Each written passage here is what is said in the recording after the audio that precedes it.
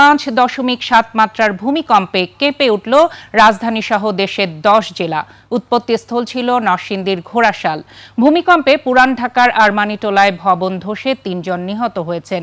এছাড়া নারায়ণগঞ্জের রূপগঞ্জ ও নরসিংদীতে 2 জনের মৃত্যুর তথ্য মিলেছে। নরসিংদীতে ভবন থেকে নামতে গিয়ে আহত হয়েছেন 55 জন। এছাড়া রাজধানীর পঙ্গু হাসপাতাল, নিউ মার্কেট, কলাবাগান সহ বিভিন্ন এলাকায় ভবনে ফাটল ও হেলে পড়ার খবর পাওয়া গেছে। আতঙ্ক বিরাজ করছে নগরবাসীর মধ্যে। বিস্তারিত জানাচ্ছেন দীপু শিকদার।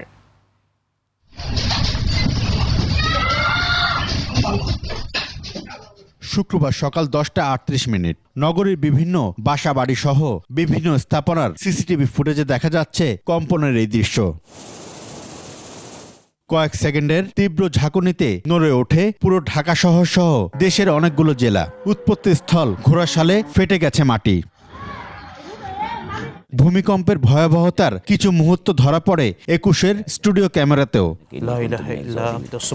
ভূমিকম্প শেষে খবর পাওয়া যায় পুরনো ঢাকার আরমানিটোলায় ভবন ধসে ঘটনাস্থলে মারা গেছেন 3 জন।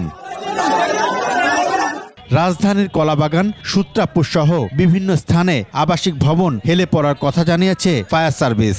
এ সময় বাড়িধারার এফ ব্লকে একটি বাড়িতে আগুনের খবর পাওয়া গেছে, তবে তা ভূমিকম্পের কারণে কিনা সেটা নিশ্চিত করতে পারেনি সংস্থাটি। এছাড়া সরকারি ও বেসরকারি বিভিন্ন স্থাপনায় ভবনে ফাটল ধরেছে। নরসিংদী জেলায় ভূমিকম্পে 55 জন আহত হয়েছে। স্থানীয় হাসপাতাল আর ক্লিনিকগুলোতে আহতদের চিকিৎসা চলছে।